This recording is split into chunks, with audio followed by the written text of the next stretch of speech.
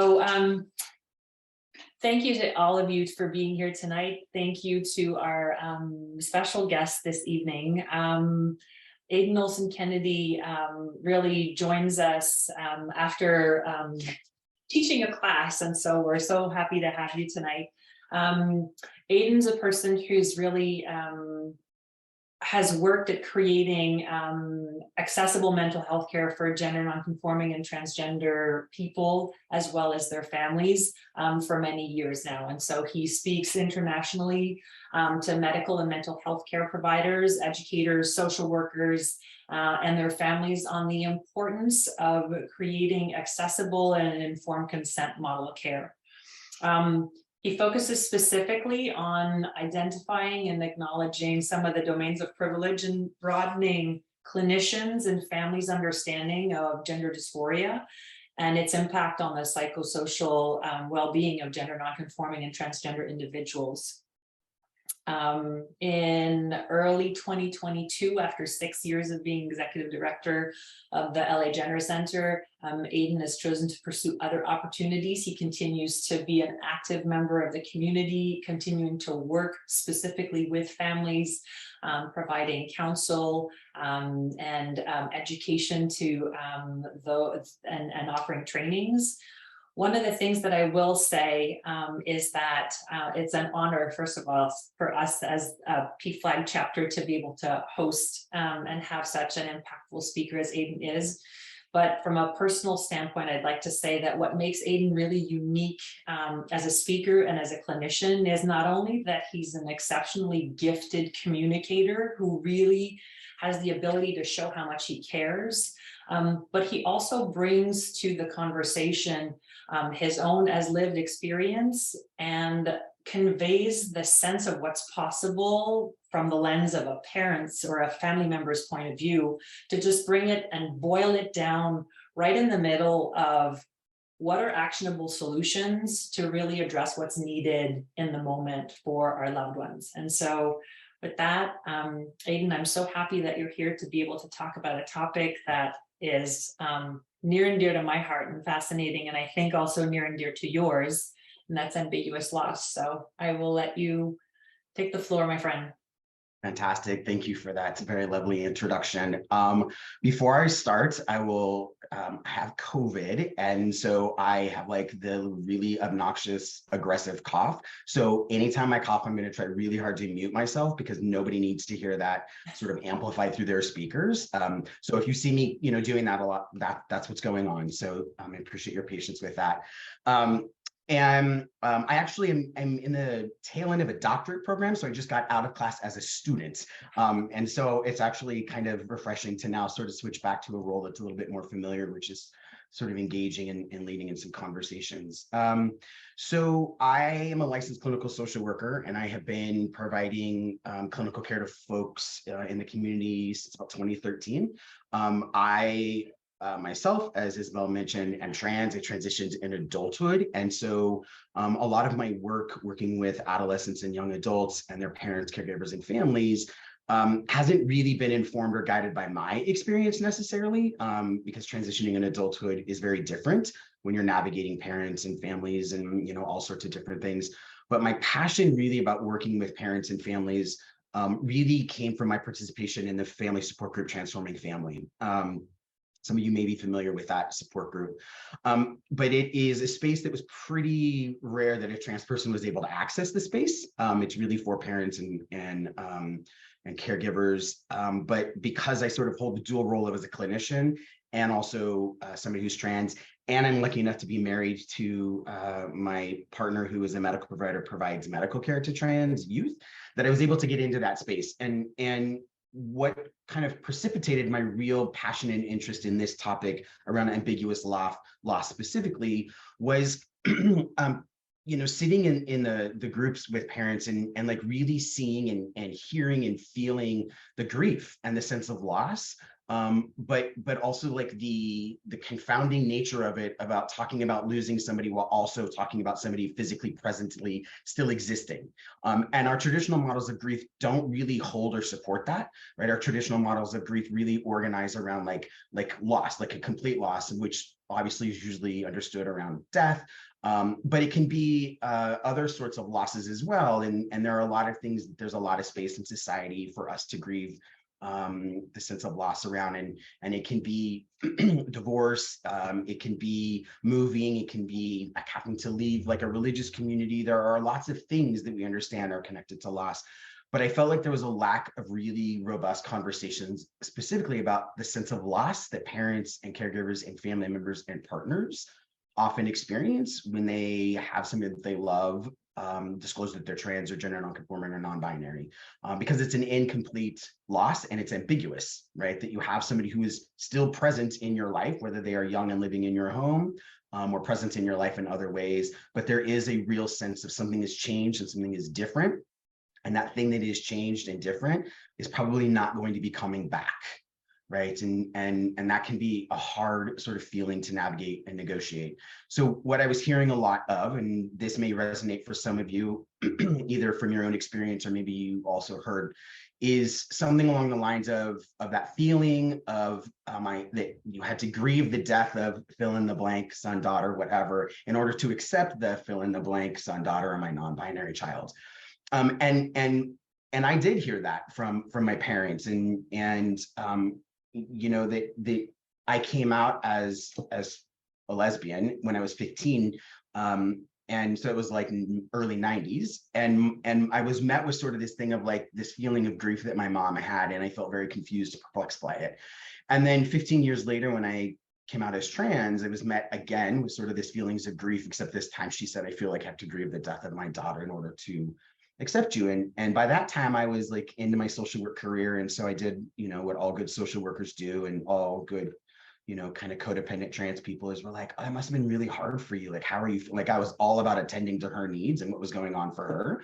And meanwhile in my head I was like, this is super confusing, because like I'm here having this conversation with you, but you're sort of talking about me as if I've died.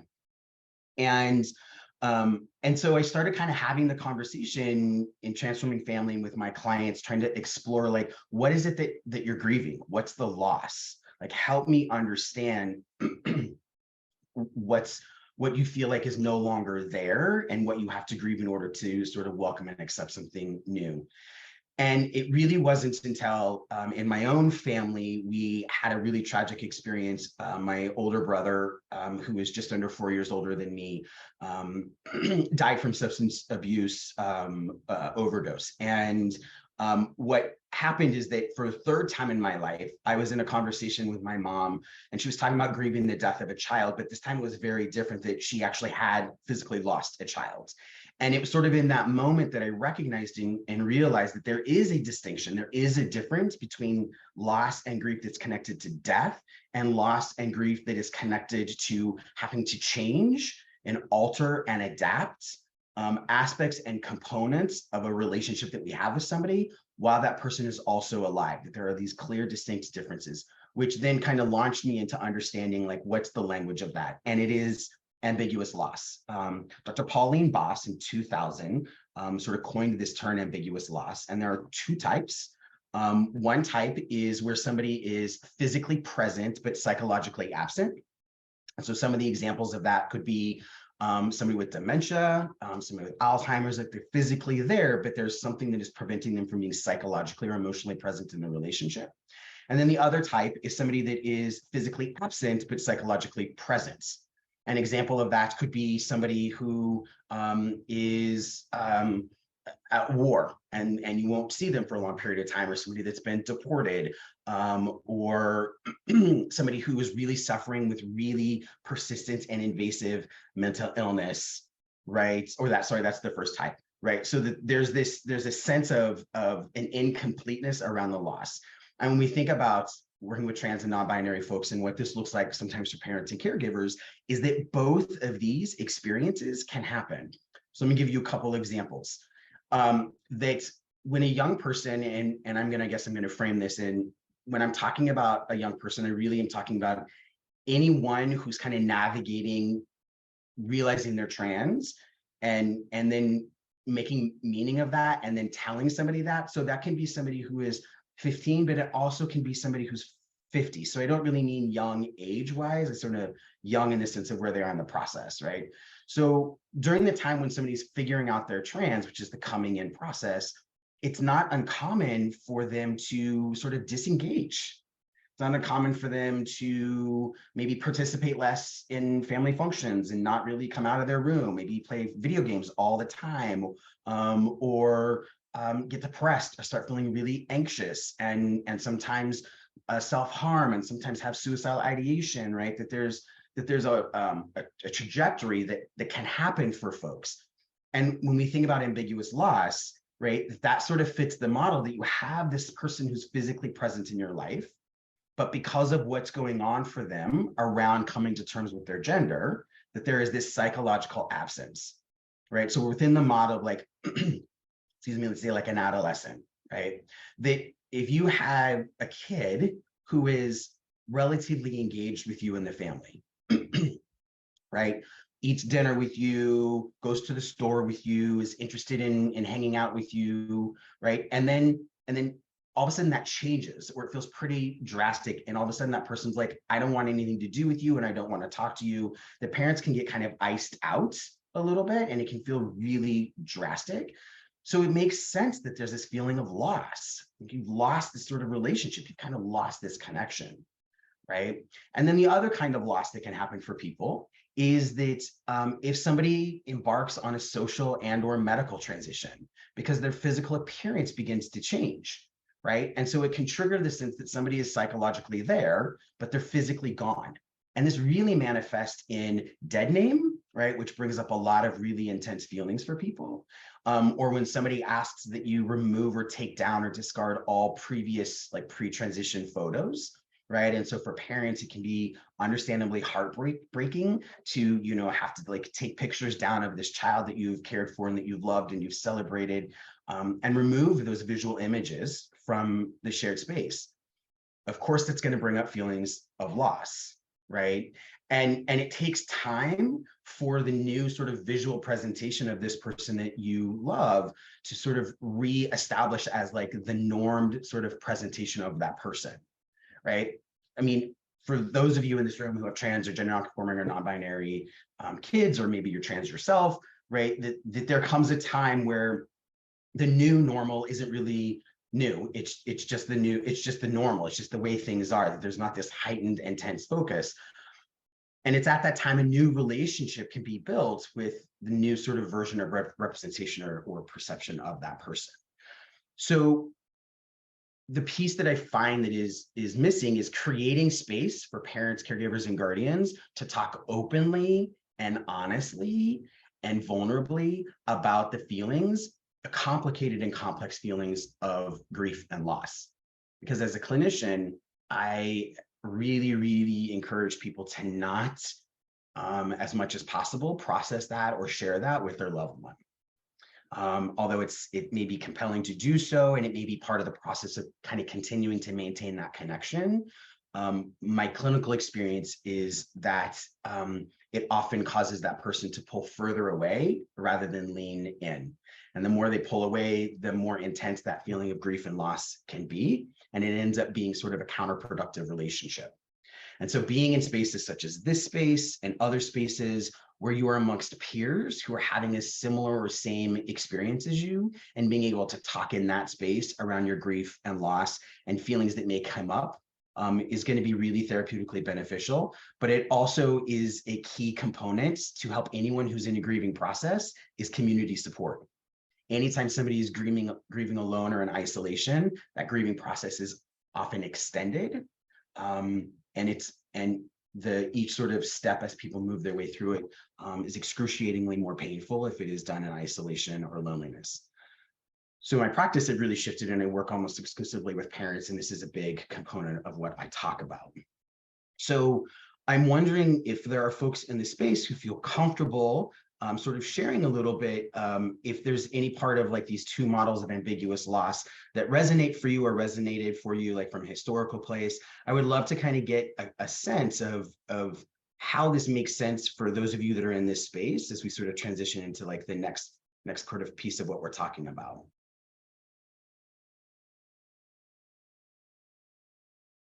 The real sense of like loneliness and not being able to reach out. And I think there's a couple of things that are added contributors to that. Like oftentimes when we as trans people disclose for the first couple of times, we will often also say, but don't tell anyone. Right? That's a really common sort of, we ask the people that we care about, people that we've just to share this information, to hold that information in private.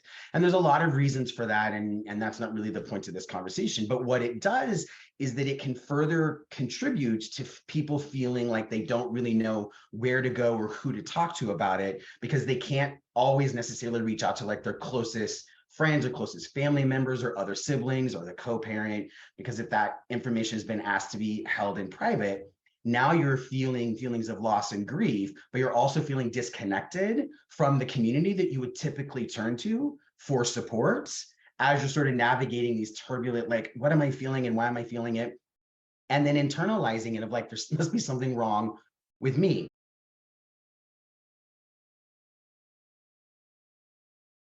Thank you so much for sharing. There's a couple of things that there is, you know, talking about the like coming in and coming out, which is like the sort of like whole sort of framework and model that my wife and I have developed around this. But I think about, you know, there's multiple ways and multiple sort of meanings that people have around coming out, if you will, and that can be sort of like disclosure or, you know, sharing information, whatever it is. But I think that I kind of clinically whittle that down to ultimately, at least in the context that I think around identity, sexual identity, gender identity, that it's really sort of a process of asking for help, particularly for trans and gender nonconforming and non-binary folks, right? That we can live as like openly and honestly and congruently within ourselves. But if we want or need that to be reflected back to us, we really need other people's participation, right? And there's no way that we're gonna get y'all's participation if we don't ask for help. And that coming out, disclosing, is an ask for help. And sometimes that ask for help is pronouns and names, and sometimes it's medical intervention, and sometimes it's a variety of other things, right? But it can feel, I think it can feel so urgent and acute for all parties, or let's just say like both parties, right? But it can feel like there's competing needs, right? Because somebody who's disclosing or coming out or asking for help is really desiring a forward movement, right? That's part of the help. It's like, I really want to move forward, whatever that looks like. And sometimes the people that we're disclosing to, our parents, are like, whoa, hold on, just one hot second here, right? And so there is this like, you know, repelling magnets almost, where it's just really hard to find that place where there's a connection. The other thing is that I will say as a caveat, and I'm going to go into it, is that the coming out, the coming in and then coming out model really is applicable for people who recognize that they are their gender is different than their designated sex at birth post-pubertally. So for people who come out, if you will, in childhood, pre-pubertally, right? Those kids don't come in. Those kids are like, I'm not really aware of all the social stuff. I'm just a boy, I'm just a girl. Like it's very sort of concrete thinking, as kids do, right? And people who come out post-pubertally are like, there's a contemplation of like, what does this mean? How's this going to impact people? Like, do I change my name here but not here? There's a lot of work that goes into it. So here's the thing though, is that I have found that trans and gender nonconforming and non-binary people coming in as a process is unavoidable. Whether you do it at the front end or you do it on the back end, it's inevitable, because who we are, our body, and our experiences is counter to the larger space that we are existing in. The larger space we are existing in is at minimum a cisgender, cis-sexist cissexism normative space, which means that our coming in process is about how do I make sense of who I am and how do I make sense of what my life is going to look like within this space. We can go super macro in the sense of like broad culture, or we can even sort of bring it down of like within the space of like my family or my community or my church or my marriage or whatever it is, right? And so there are folks, regardless of their age, that there is a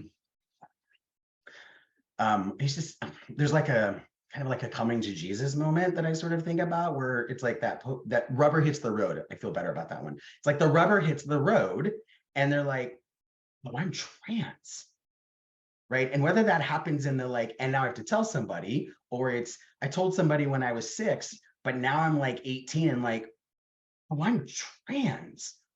That moment is the coming in moment. And there are specific and unique challenges, regardless whether you come out and then you come in, or you come in and you come out, right? And so just sort of, you know, this is that other place that I get all kind of like hyped up and talking about, is this process that is often not well understood. And I don't think we often, we being, you know, certainly trans people, but also sort of clinicians that have the opportunity to sit in spaces with hundreds and thousands of people, that we sometimes don't talk openly about the process that people go through that is not visually obvious to the people who love us, right? So I get kind of jazzed about that conversation too. The other thing, and then I would love to sort of open up to hear to other people, is that there's a relationship when you said guilty a couple of times, that it's possible that you miss things, but also hindsight is also this like blessing curse, right? We always see things different, better in hindsight, right? That's how that always works. But there is a good possibility that your kid or somebody else's kid, you know, in this room, if you feel like you missed things, it is quite possible that you were led to miss things. Like, we don't always consciously do it, but anyone in this room has a relationship with something that is a private information and maybe even feels like a secret, right? When there is a space that's created where you feel like that information may be discovered or that secret might be revealed, a lot of us will intentionally do things to make sure that that information is not revealed. We'll overcompensate, we'll distract, we'll do all sorts of things to sort of maintain the privacy of that information. That's also part of the process for a lot of trans people. I'm going to do things to make sure that this information isn't obvious. And sometimes that works against people, because I will sometimes call that as like trying on girl or trying on boy, right? And so a lot of people, before they disclose they're trans, go through a period of like hyper girl or hyper boy. And then they come out and they're like, I'm actually not a girl, I'm actually not a boy, which I think can be kind of jarring. But that's one of many ways the I don't want you to know my secret can show up for people. But it's confusing for parents, I think, when they see that, of this like, you know, this shift or this change.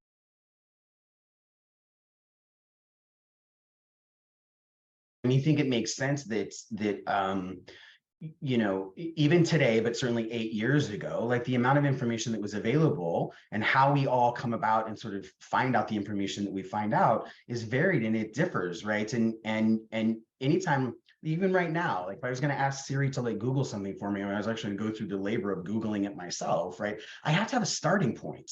I can't just say like nothing. Like I have to have something to start with.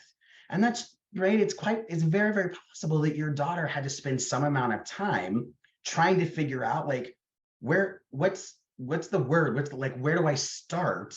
And that starting, you know, could have been part of her coming in process, and that maybe it wasn't riddled with chaos. Maybe it was, I don't know. You don't necessarily need to share that, right? But the coming in process for some folks is really tough. It's really, really tough for some people, and other people, it's not like the best time ever, but it doesn't like completely derail them.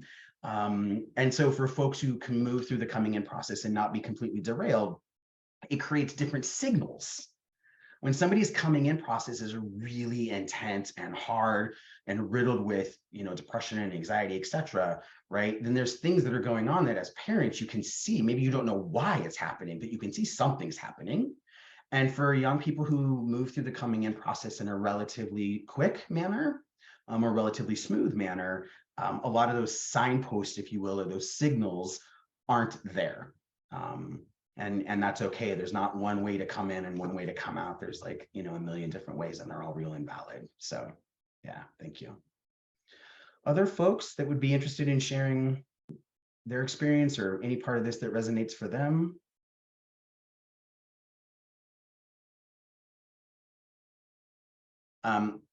As much as I was sort of saying, as trans people, we sort of have to like have a coming in of understanding and recognizing who we are in relation to the available sort of space and world around us.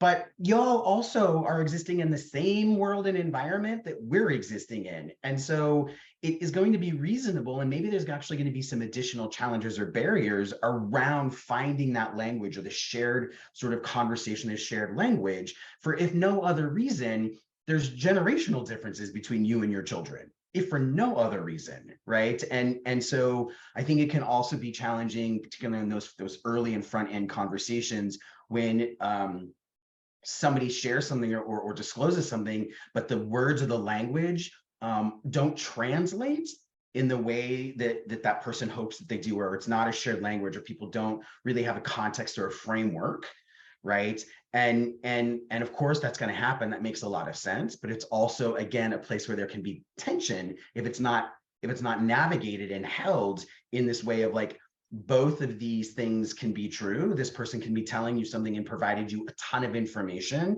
and you can 100% not have a lot of clarity about what it is that you were just told, right? Like they both absolutely can be true, and one doesn't invalidate the other. And we're not always so great at holding, as humans, like multiple truths at the same time. We kind of like, no, that's either true or not true. That's either right or wrong. Like that's kind of what we like. And so much of this is really doesn't fit into that like model.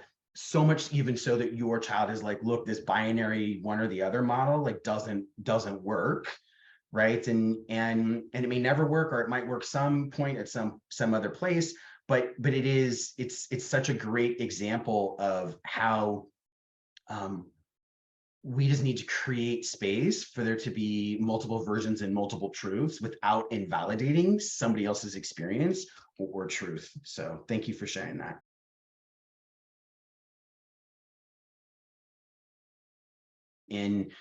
I feel sort of similar around, I don't have the same feelings around transgender, although I almost always say trans and not transgender, but the one that sort of brings feelings up for me was when people say gender transition, because I have the same relationship that we're not transitioning our genders, we're transitioning our bodies, right? Or we're transitioning our legal documents or whatever, that the movement isn't about our identity. Our identity is not what's changing. It's about like how forward facing or not forward facing is that identity. And so sort of really resonates from that place of like the language, it can matter, right? It can be really, really important. And there's not going to be one way of doing it. There's not the right way. Well, there are some wrong ways, but there's a million different right ways. And it's really important that you sort of connect to and figure out what is the best right way for the person who's in your life. And that best right way for that person may not end up translating to other people, and that's totally fine. And you can adapt and pivot, and we can say like, okay, I'll use this language here, but I won't use this language here. Like we have a tremendous capacity as people to adapt and accommodate if we give ourselves permission to do so, right? The other thing that you shared, how you still tell terrible dad jokes, and that you're the same person. That from a grief and loss perspective, recognizing something that is familiar is really critical in sort of the movement and the healing around grief and loss. It's a really critical component. And so sometimes that is if somebody is like really in the throes of grief or loss, like being able to go somewhere and eat something or smell something that sort of brings up familiar or comforting thoughts, or having a visitor, or doing something that is about, that's familiar, I know that thing, right? But in the context of this and in transition and talking and gender, is that there is this piece that is about, it's possible, right, that when you told your terrible dad joke that that you were probably very well known for with your kids, that there was a moment where they were like, I know that person. I know that joke. it's not bad, but I know that joke, right? And that there was this recognizable familiarity that allowed them to connect to something that was like, that's my person. That's my person, right? And it's important that we don't sort of eliminate the parts of us, people, the parts of us that are really important, that are part of how we understand ourselves and identify, right? And so for me, I identified as a trans man. Like my transness is pretty important to who I am. It's pretty central to who I am, but that's just my experience. And so if for someone else it's not that central and it's not that important, right, then it would be harmful for me to have to accommodate that within myself, just like it would be harmful for them if I asked them to accommodate them for me, right? And so I will, early on so my grandmother grew up in a situation in which her life didn't really afford her a lot of kindness and luxury, and she had never been to Disneyland. And at her 70th birthday, she was like, I really want to go to Disneyland. And so my mom was like, okay, I'll take you to Disneyland. And relationships are complicated, and parent-child relationships are complicated, and there's this no exception. And so my mom loves her mom, but she did not want to spend 7 days with her mom alone. And so my mom was like, will you come to Disneyland with us? And I was like, do I want to spend 7 days with my mom and my grandma? Like I think that's also an important question to ask. But it was relatively early in my own transition, and they hadn't seen me for many months. And they were going to be around me, and it was sort of precarious, and we weren't really sure.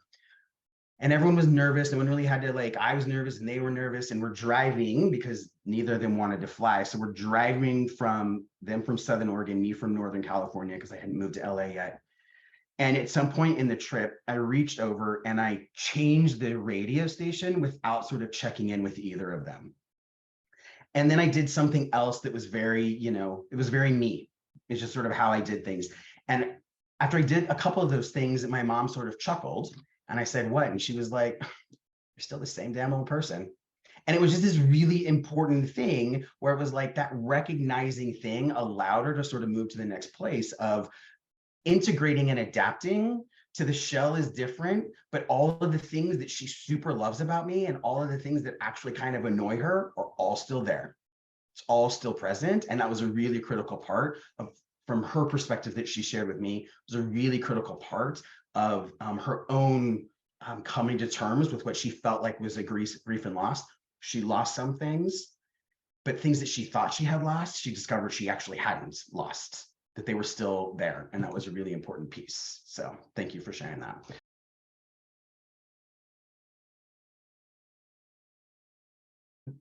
There is a, in the context of the framework of things not mattering, I think it's really important that they don't matter, not to accommodate whatever the dominant norm is, right? That if my gender doesn't matter, if I want my gender to not matter, it doesn't mean that I don't want to make or erase things that sort of are really important to me. And so part of that is sometimes we'll say things like, I don't see color. And it's like, well, the translation is then you see everyone as the same color, and we're all racialized very different. The experiences of somebody who has darker skin compared to someone who has lighter skin are very, very different, and they cannot be seen or equated to be the same or similar. And I think that needs to be the space for gender, and sexuality and all sorts of other things also, that really it's about expansiveness, right? As opposed to, it's not reduction, it's expansion, right? That's a really important piece.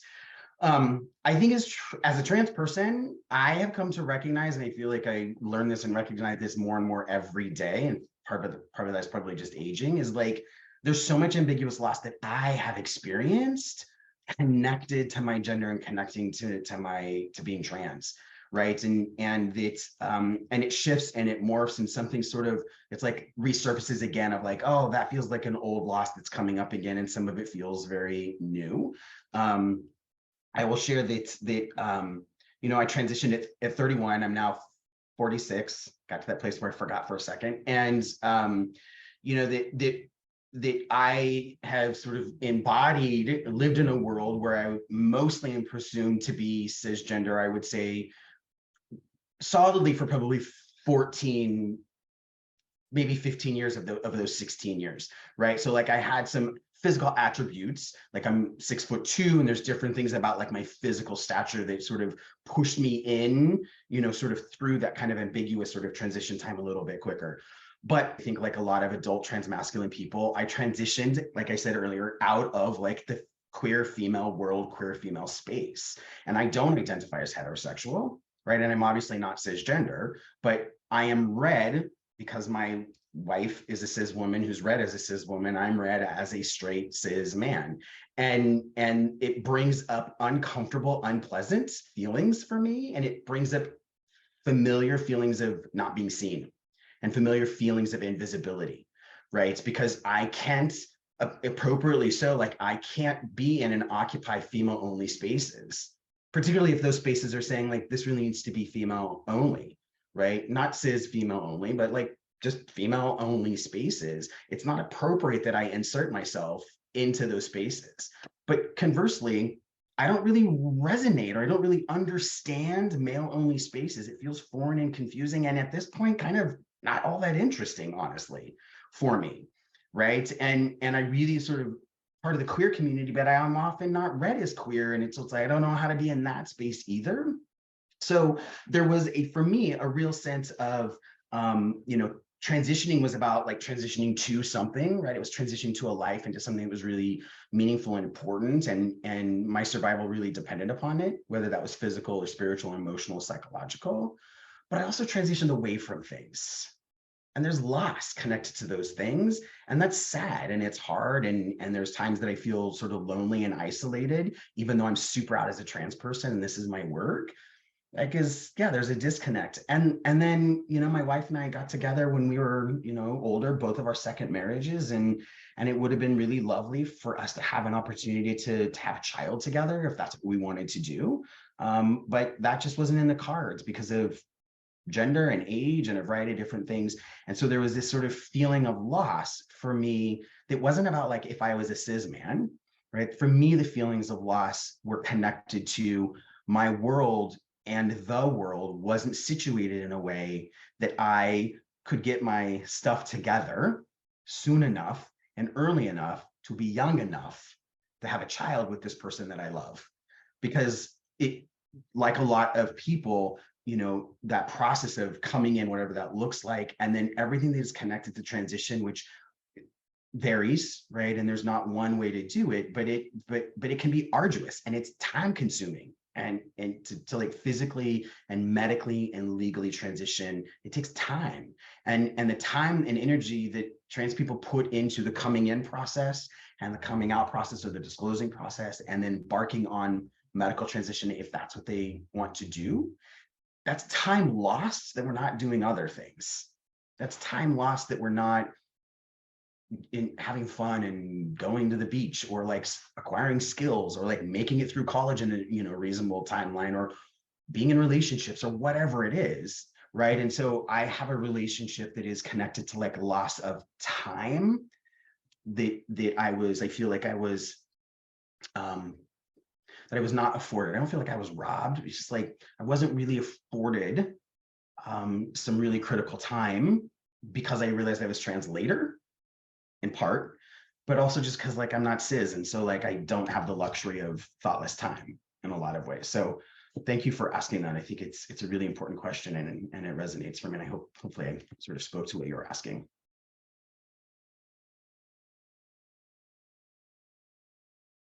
Thank you. I love that question. Obviously, like with everything, it's like there's gonna be context and it depends and blah blah blah, all that sort of qualifying stuff. But I think that I tend to err on the side of conservativeness in the sense of disclosure and sharing with other people your child's gender present or gender history. That there, in my perspective, are actually pretty few circumstances in which that information is required or necessary. If that young person is out and they sort of move around the world telling people that I'm a boy or I'm a girl, or I'm not a boy, or like whatever, right? That's a very different. But if you have somebody who really is in whatever moment, kind of their best selves, when people don't know that they're trans or they don't know their history, right? Like I think that needs to be sort of held and protected and honored, even for younger kids. So the inclination, or sort of what I think can sometimes feel like pressure around sharing this private information, like on a sleepover or like a summer camp, or all of the different sort of spaces that our kids occupy. If that young person doesn't want people to know, they don't want people to know, I tend to advocate for that to remain private information. And I think framing it in a way that it's not a secret, because secrets are heavy and they're burdensome and they sort of breed shame and guilt, right? But framing it in the sense of it's private information, and all of us have private information, and we all sort of strategically like, who gets to know this private piece and who gets to know that private piece. If a young person is going into a space, we'll just do summer camp because I feel like that comes up quite a bit, right? And if a kid's going into summer camp and they don't want anyone to know that they're trans, or that they're gender nonconforming or non-binary, I think that as a parent, you have to balance what your kid wants, but with the adult brain part of you that's like, okay, but and my kid's going to be out of my care, and my kid's going to be reliant on these other people, that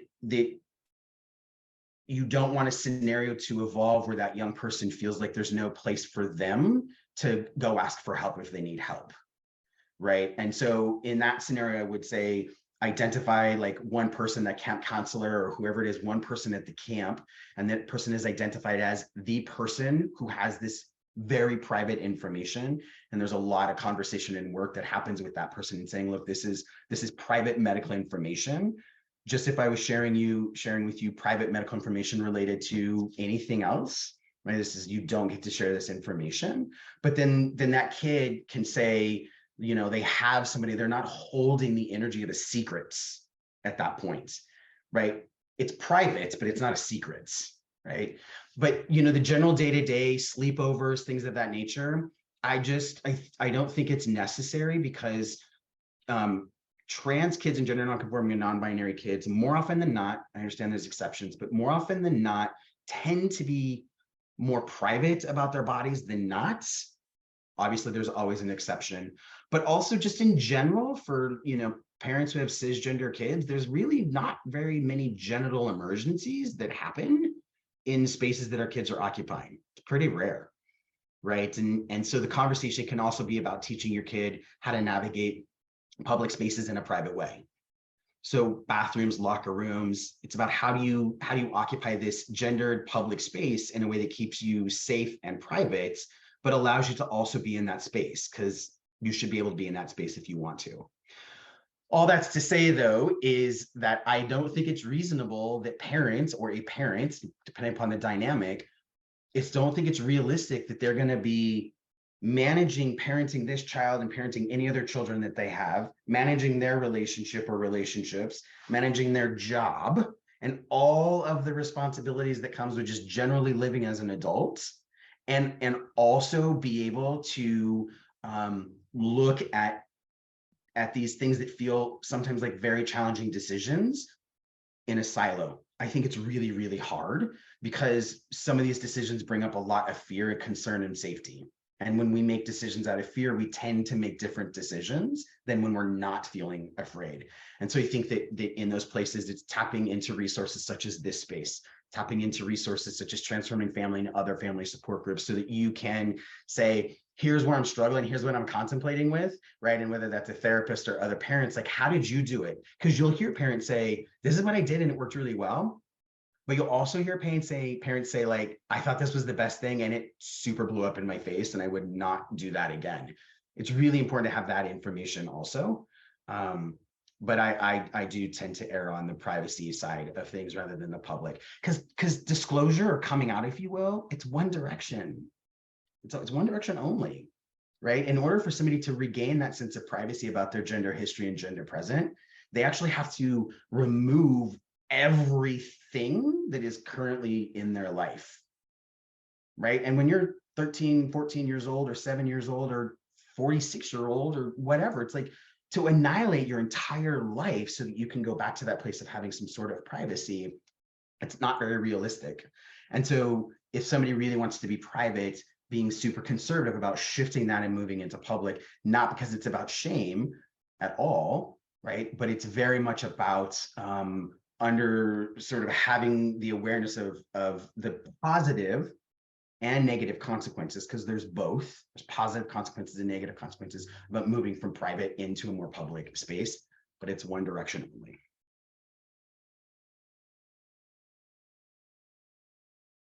What I appreciate about that you said is that you continue to engage her in conversations about it, right? That there are times where it may be the case that the best thing or the safest thing is for somebody to know that there are reasons for you, that it's like, this actually seemed a potential safety issue that is about other people, right? Other people may be unsafe to her. And so I think that in those circumstances, or as parents, if you decide like, look, I understand that you don't want anyone to know, but these are my reasons, and I think we need to do this anyway, but continuing to engage that person in that conversation and create as many opportunities as possible for their input, to get consent on as many places as you possibly can, so that it doesn't feel like they're losing control of their story, of their experience, of who they are, right? So and certainly, you know, I think that some of this is age dependent, but you know, I've had clients that you know, really didn't want to be disclosed. They didn't want to be out, and it was not possible. There were circumstances that 100% just prevented that from happening, and some of that was safety. And I've had some parents move in a direction of telling somebody that their kid is trans, but their kid doesn't know that information was told. And then I've had circumstances where parents will share the information and let the person know that they shared it. And then a third scenario where the parent was like, look, we have to do this. I'm going to do this, and I want your participation. I want your input. If there's things that you're like, please do not say this thing, I want to know what that is. Because I think that even when disclosure is necessary, that there still are things that don't need to be shared, right? That there's still so much that can remain private, and it's really important that people are able to sort of specify of like, fine, this can be shared, but I really don't want you to share this particular thing. And engaging people in that conversation is really critical. So I appreciate you saying that you had conversations with her, and that it was about, you know, her remaining engaged in the process, and the knowledge that you felt differently, and that for her safety, it needed to move in a particular direction that maybe she didn't want it to go. Yeah.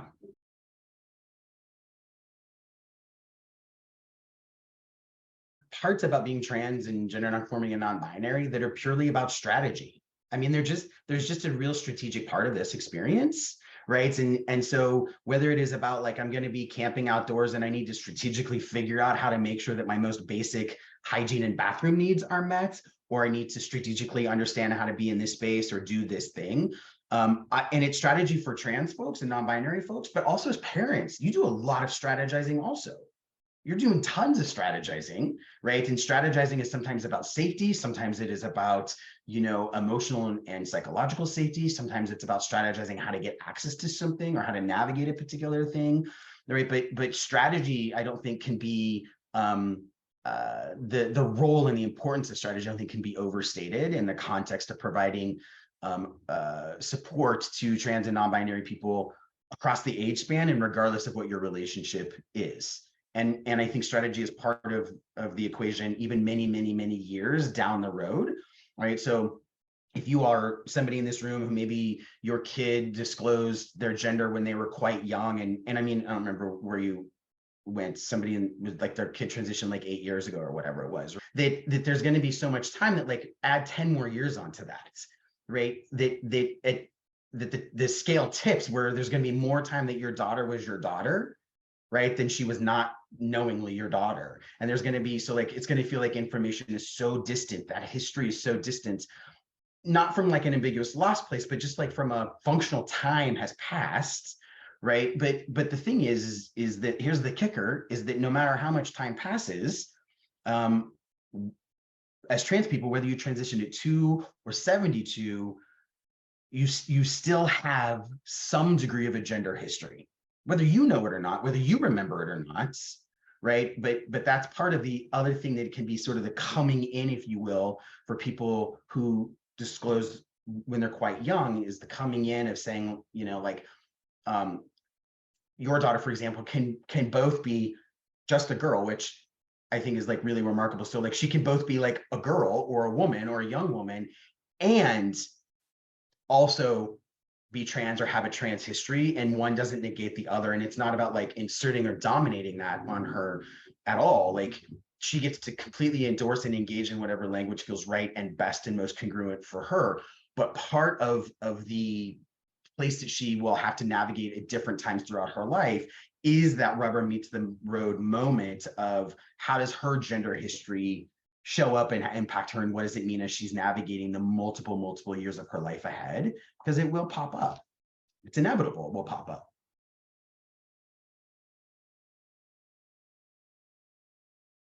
I think that it's really important you bring up something that for me that part of my work with parents is also doing that, like preparing for that very thing, is that that when I'm working with community, part of the conversation is like being prepared for things, right? And so that you're not caught off guard, because sometimes what we say and what we do when we're caught off guard is different than what we really want to do. And sometimes we have regrets, right, about like what you shared or what you didn't share. And so my work with people is that, but my work with parents is also saying like, look, like now throughout probably, you know, a long period of your life, you're going to go to your, you know, your high school reunion, but the last high school reunion you went to, you had 2 sons or 2 daughters, or a son and a daughter. And now they're going to be like, how is your son and daughter? And you're going to, you know, and you're going to be faced with this. Like you see this person once every 10 years, like, and to what do you want to share and how much do you want to share? So having those preparatory conversations so that people don't get emotionally hijacked or get sort of robbed or whatever the experience, whether it's a class reunion or like you're passing in the, you know, the aisle at the grocery store, either way, being able to have like some tools in the toolbox so that you are prepared to not be caught off guard. And maybe you never have to use those tools or those strategies.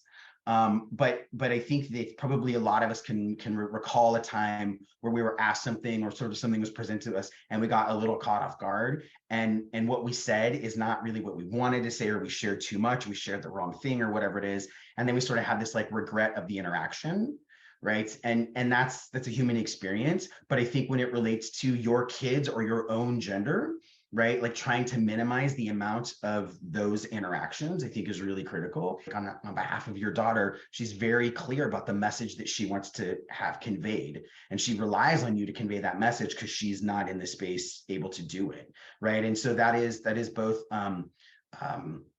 it's really beautiful that she trusts you, and that she's like, you know, mom, I trust that you'll do this. But it's also, there's like it's pressure. You want to make sure that like you know that you do right by her, and that when people leave, they understand who your daughter is, and they what I call sort of pitch the tent in the like, oh, she's a girl, she's a daughter, as opposed to like, oh, her son now identifies as a girl. See, like that's the wrong sort of place, right? And so there is this kind of responsibility, but that can feel kind of heavy sometimes, of making sure that the right thing is said, not too much, not too little, but like the right thing.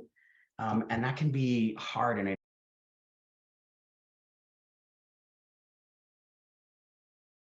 I appreciate you saying that. Yeah, I mean, there's only so much that we can control, right? Like we can't control what people, how they hear what we say. We can't control their interpretations. We can't control their responses.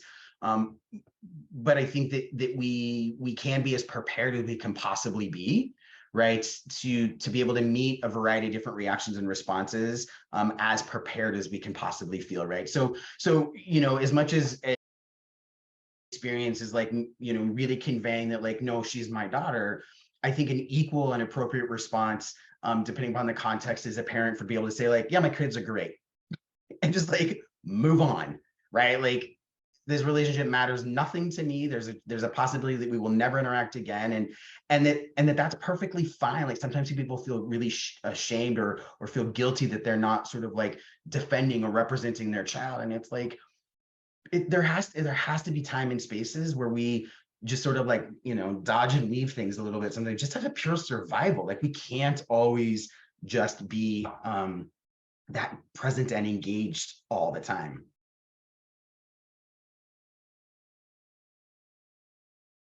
You can, because people ask questions doesn't mean that anyone is obligated to answer the question also, right? And people can ask really intrusive and inappropriate questions and not even recognize how inappropriate or intrusive they are, right? And I mean, there's a variety of different ways to respond. As parents, I'm sure you've experienced that. As trans people, as a trans person, I know that I've experienced it, and I know that other trans and non-binary people have experienced it. And that being able to give all ourselves permission to like not respond to somebody else's curiosity, particularly if it doesn't feel good. Like there's curiosity that is about connection and about relationship and about understanding. And then there's curiosity that is about like othering. And there's curiosity that is about like weirdness or like being, like a spectacle. And sometimes we can't tell which it is until after the fact. But if we can feel that up front, being able to like variety of different things, like there's been times where I've said to somebody, it's like, it's remarkable that you feel that comfortable asking something so inappropriate. Right. And it's like, I'm not being mean, but I'm like, let's just name this. I'm going to dodge. I'm not going to answer the question. Right. Or there's times that I will say to somebody like, context of relationship, I know you very much care about me. And I know that you're asking because you are genuinely interested. And we're going to have this conversation, but I just want you to know that this is not a question that you should be asking people, right? This is not something that your typical way of engaging. And so I use the context of my relationship with that person. And there's times where I'm like, I'm just not going to answer that question, right? There's a lot of ways to sort of unburdening ourselves to the role of educating a large group of people that are largely unexposed or undereducated about the experiences of trans people.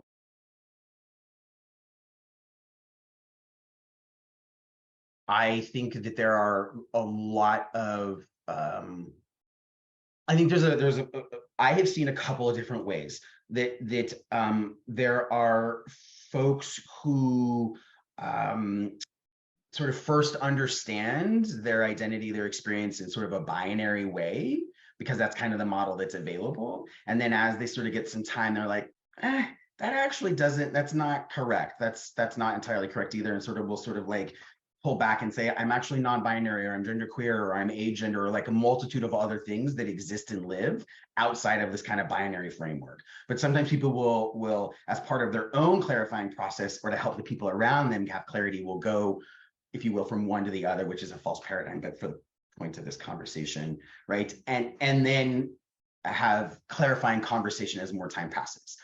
And then I've seen where folks will first step into non-binary as a way of exploration, like a step away from like, I'm like looking behind me, like I'm not a girl, like the girls back there or something, like I'm not a girl, but I don't actually entirely know if like I'm a boy. Like that over there seems confusing and foreign to me, but I also know this isn't right for me either. And so I'm going to occupy this place that has a lot more space and a lot more room that is also ambiguous. Right. And it is the lack of clarity, the lack of binary nature that creates enough space and room for that person to figure out where they're at and what's going on and what is right for them. Right. And that can be a transitional or a temporary or a space of movement. And then there are obviously folks who are like really crystal clear, and it's not part of any sort of evolution of understanding of self, that it's like I've already evolved at this place of understanding that these two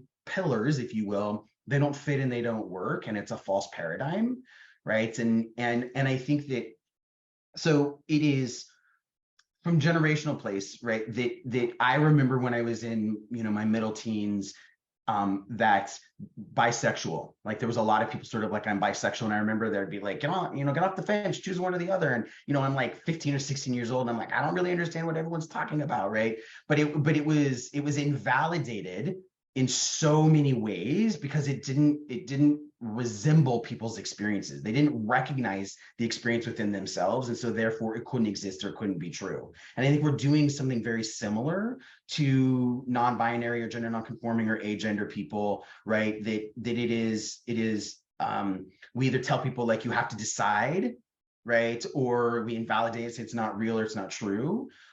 Because most people, statistically speaking, most people's gender experience is congruent with their designated sex at birth. Most people are cisgender, whether they like that term or not, from just like a purely definitional term, right? And so trans experience or non-binary experiences or gender non-conforming experiences is not going to be something that is a lived experience from them that they can like a reference point. They're not going to have a reference point of their own experience. And so there's a higher proclivity to sort of invalidate and say, like, that's not real. That's not a legitimate thing. I think that the umbrella around gender and sexuality is quite robust. It's very, very large.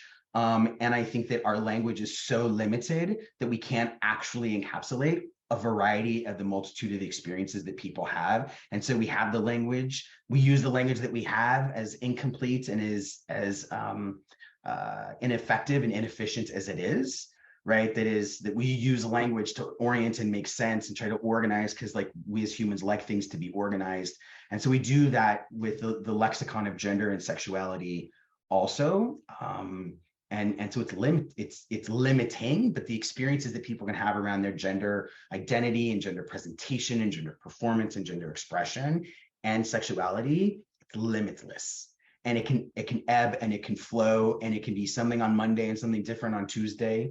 And I also think, both from what I've seen clinically, but also what I very much know to be true about my own experience, is that my gender experience, there's not a destination.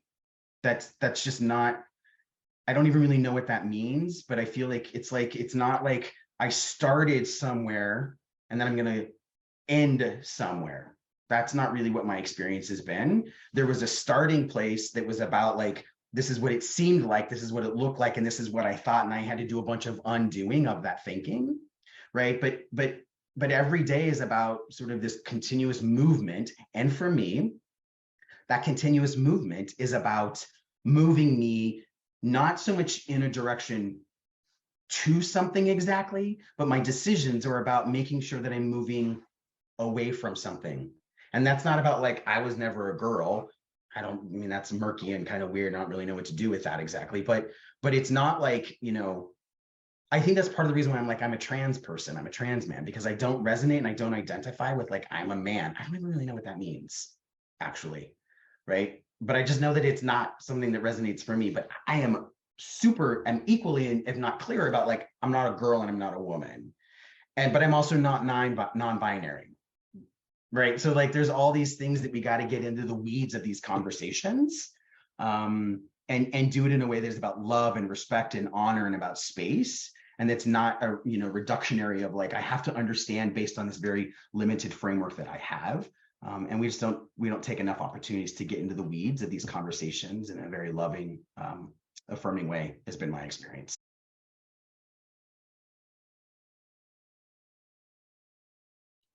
I'm looking at the time and I'm mindful of the time. I wanted to make sure that in terms of we've explored so many topics with you, and thank you so much for rolling with it and rolling with the questions. Is there anything from the topic at hand, the ambiguous loss standpoint, that you have found is a resource, or you have found it's the thing that you want to, leave the group with, or tell us that, like, if there's 3 things to remember, it's this, this, and this? Yeah. I think for people that it really resonates, reading and doing some things around ambiguous loss, with the understanding that the framework was not created really about understanding ambiguous loss related to gender, or trans or non-binary, gender non-conforming. But I think that there's a lot of available information around the framework broadly, and then being able to use that information and apply it to like your circumstance or your experience. So there's book, there's podcasts, there's like videos, there's a lot of different resources from Pauline Boss. And she has talked about this model as it relates to gender also. So there's those things. The other thing is and I'm happy to sort of figure out a way to share the resource, that there are some really specific things that if folks finding themselves really struggling around names and pronouns, there's a sort of a series of activities that I do that are really about honoring the feelings and relationships that are connected to names, and also creating really meaningful and deep rituals and experiences that are about welcoming in a new name that is collaborative, and is about partnership between the two people negotiating this stuff. And then the third thing is that it's sort of a little bit adjacent to the topic, but we typically tell people that if you don't know something, ask. It's typically sort of the advice that we give people. As it relates to having conversations with people, particularly in the early sort of coming in, coming out, disclosing place, I actually would encourage people to exercise tremendous restraint with asking questions.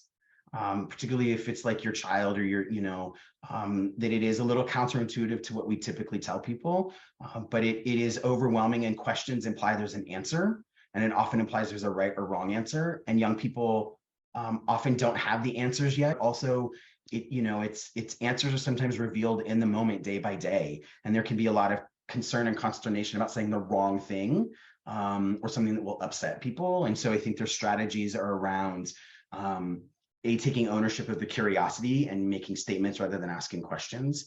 I know that sort of leaves it untied a bit, and I'm happy to share as well with you some of the sort of like the information on slides when I do a longer presentation about this as a resource, if that would be helpful for folks. But I think those would be my 3 takeaways. Sure thing. And I mean, I didn't mean to limit it to 3, because I know that there's probably the scroll of all the things. Yeah. I mean, this is even more eye-opening. I mean, I'm thinking about so many things that have to do with loss of even friendships, or realizing that the depth of friendships as parents with, I think to it earlier, of identifying as parent of a group being a group of moms, or a group of dads, or a group of families who have certain sex kids, and then that seemingly changing with transition, then to find that the depth, the relational depth, is just not there anymore. And that the whole time, nothing's changed.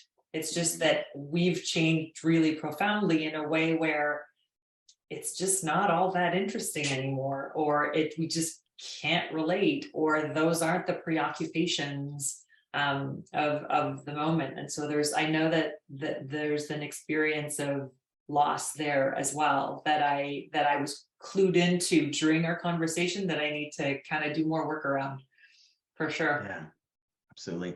I don't know if you shared it. Otherwise, I mean, I'll put it in the chat, but if you can also share it with the network of folks, put my email address in. I'm happy to, offer ongoing support and assistance. I saw you put Transforming Family in there. All of our meetings are online, and we have like 20 meetings a month, and they're all free. And so it's a great resource for folks also. But thank you so much for inviting me, Isabel. I appreciate it. And for all y'all stuck around for the last, hour and 50 minutes, you're rock stars. Thank you.